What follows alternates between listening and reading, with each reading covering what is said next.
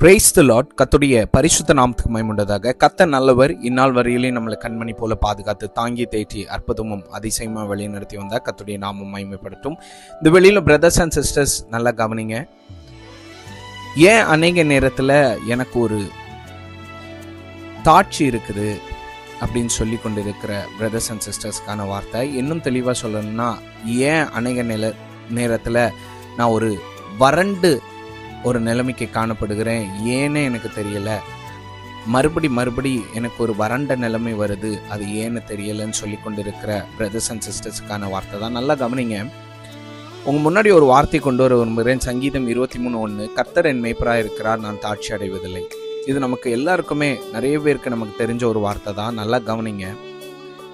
நீங்க இந்த கிராமங்களில் பார்த்தீங்கன்னா, ஆடுகள் மேய்ப்பனுடைய ஒரு சத்தம் கேட்கும். ஒரு விதமான ஒரு சத்தத்தை மேய்ப்பன் எழுப்பும்போது ஆடுகள் எங்க இருந்தாலும் சரி அந்த சத்தத்துக்கு செவி கொடுத்து உடனே மேய்ப்பன் கிட்ட போயிடும். அப்போ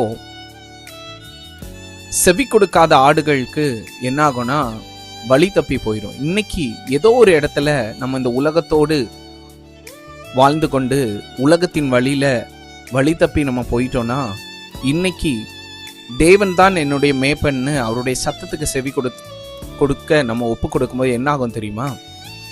நம்ம வறண்ட ஒரு வாழ்க்கை நமக்கு இருந்து கொண்டு இருக்குன்னு அடிக்கடி யோசிச்சு கொண்டு இருக்கோம்ல பிரதர்ஸ் அண்ட் சிஸ்டர்ஸ், அந்த வாழ்க்கை மாறும்.